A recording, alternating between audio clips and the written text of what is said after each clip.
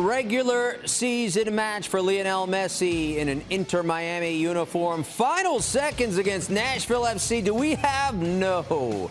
Thought we might have some last-second magic like he's produced prior. Well, let's see. It's a scoreless match. Final ticks.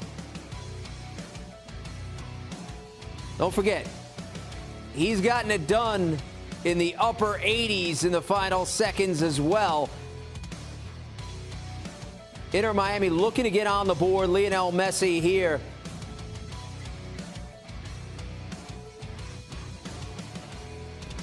But they can't get one home. No goals in this as time runs out. It's a scoreless draw with Nashville FC, so you have no last-second magic. But again, no loss as well. This is what it's been with Messi aboard. Inter Miami, 10 matches. You see that goose egg in the loss column, 6-0-4. They've scored 27 times. He has 11 of those goals versus the opponents, 11 all told.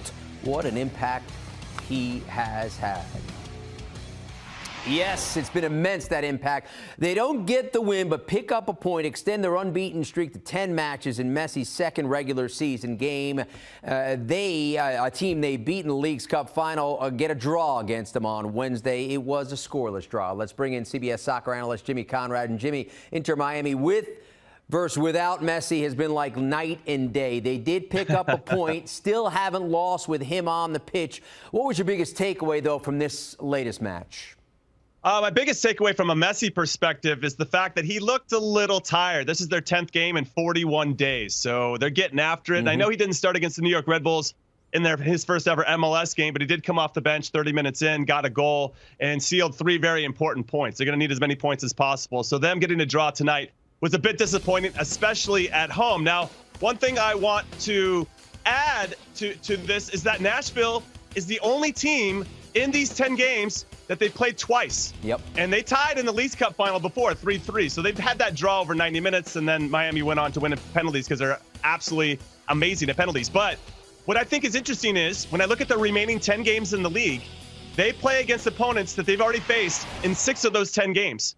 And I thought we saw tonight in Nashville a very methodical approach. Like, Nashville clearly did their homework, clearly had some notes on how to slow Messi down and to limit his influence. And then you couple that with Messi maybe not being as sharp as he has been in previous games, and this is kind of the result that you get. It looked like a nice traditional midweek MLS game, 90 degrees in Miami, no big deal, but it wasn't enough magic tonight for them to get the full 3 points. And that gives me some concern for them if they're going to go on to make the playoffs. Yeah, that's a good perspective. We'll get to that playoffs in a moment. But, Jimmy, can you put into words what he's meant not only to Miami, but the entire sport in the MLS with regards to what he's done here on the pitch in the U.S.?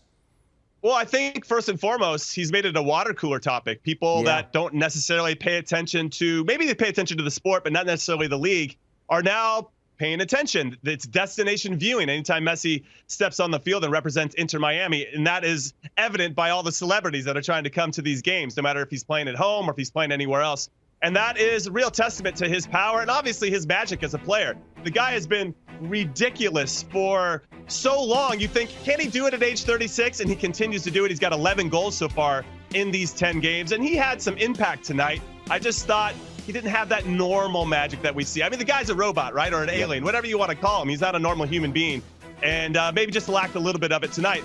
But it's going to be important for his teammates at some point to pick up the slack because he's going to miss some of these 10 games as well due to World Cup qualifiers with Argentina. So there's a lot to throw into this equation here. But ultimately, to answer your question, he has raised the level of the game. He has raised the level of the intrigue. And in some ways, he's going to make everything more competitive. I think they're going to have to change the salary cap, and that's going to benefit all the teams in the league, and that ultimately should put a better product on the field. Well said. You just touched on it, Jimmy. They came into play Wednesday needing to make up the 11 points with 11 to play. They did have some games in hand to make that postseason. Keep in mind, they have the second best odds at winning the MLS Cup, despite being on the outside looking in. Their coach did talk about, as you just touched on, the fact that he'll miss some games down the stretch playing with the national team. So, Jimmy, are you betting against them to reach the postseason? No, I'm not. No, I can never bet against Messi. No, I won't do it.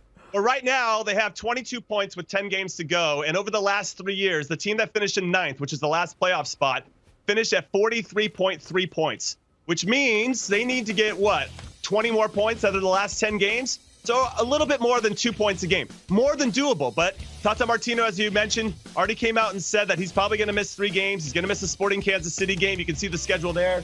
He most likely will miss the Charlotte one on October 18th because Argentina plays Peru down in South America on October 17th. So there are a couple big games that he's going to miss. And then you got to throw in the U.S. Open Cup final, which is on Paramount Plus and CBS. So that's going to be awesome as well. That's also crunched in there against a very good Houston Dynamo team. And what's really crazy is that he played more minutes, in this month of August than he has in the last 3 years of any other club that he played for. I mean, he's really putting the time in. So it's going to be interesting to see how they balance his minutes for both club and country. But I don't know. I wouldn't bet against Inter Miami if they sneak into the playoffs, but they have a lot of work to do to get there. Yeah, the fact that we're even talking about them reaching the playoffs, before he joined this team, they were far and away the worst team in the league. The impact has been extraordinary with Lionel Messi aboard. He's a CBS soccer analyst, Jimmy Conrad. Jimmy, we appreciate the insight.